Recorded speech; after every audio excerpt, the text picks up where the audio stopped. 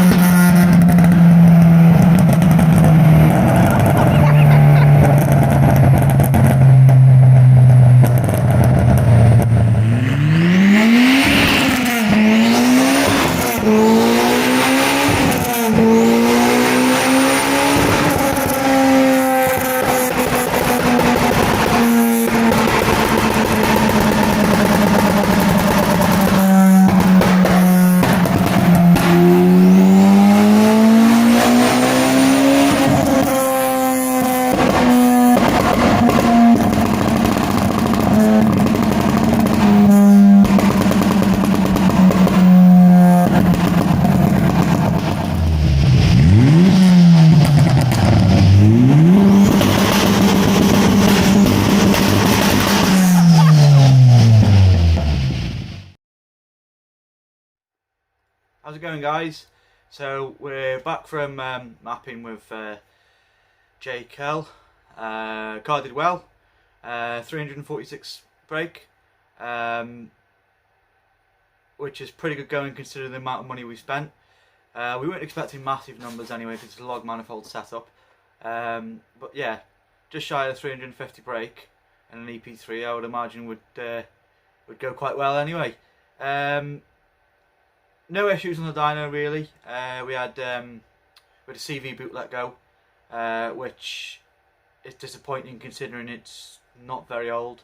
Put brand new Teguar drive shafts on. I don't even think it's done a couple of miles on them shafts yet. 2 dyno runs and the boot let go and flung the contents of the CV grease everywhere, which I'm not very happy about really, but it is what it is. So we replaced the boot. Other than that, we had a boost pipe pop off, which is nothing really. I think that was down to a clip letting go. We couldn't actually find the clip. Maybe the clip was not put back on. Could have been my error, but that was all. Boost pipe was put back on. Another clip. Carried on tuning. The only other issue we ran into then is one of the clips that holds the heat wrap on the screamer pipe had let go. So the actual heat wrap started to unravel from the screamer pipe, but luckily it didn't cause us any issues on the dyno. So we had a pretty good day. I ended up on 346 brake. I thought was pretty good. We could have gone more. We could have got more power out of it, but me and Jesse both felt that it was only right to sort of stop at that level because it is a log manifold setup, and we would have been pushing everything to the limit for maybe 20 more brake. I'd rather keep the car running and boosting than go the just a little bit just for another couple of brake horsepower. So that means more to me than chasing the numbers at the end of the day. You could chase numbers all you want, but realistically it's got to work, and at the end of the day you built it to drive it. What's the point in building it to drive it, to break it, to then have to spend another couple of grand fixing it to then do it all again? So build it right the first time and keep driving it. That's what I say. But yeah, so other than that, we'll go out in the car once the little issues have been addressed. We'll give you a first rundown. But other than that, I'm absolutely over the moon with the results, considering the money that's been spent on it. Engine bay looks awesome. It sounds absolutely savage. The only issue that I didn't really like on the exhaust note is it is an M2 exhaust, and it sounds a little bit shit on the D-cell. I never really noticed it when it was NA, but now it definitely sounds a bit pants. But yeah, this is going to be one car that really pisses the neighbours off. They're going to love it. Love the car. Once again, just want to give a massive shout out to Matt at Tactical Racing. Fucking stellar lad. Don't get me wrong, everything hasn't gone perfect, but where it hasn't gone perfect, Matt's been there and made sure he could do all he can. We've got then Jesse at JCal, brilliant, absolutely love it. Fucking so down to earth, so realistic, no bullshit, just bish bash bosh, job done, amazing there. There's loads of other people to thank. There's so many people that have been involved in helping me get the build done. It's impossible to mention them all. We'd be here all day, but everyone that was involved in the build, you know who you are. Couldn't have done it without you and your input. So thank you very much for that, and we'll see you in the next one.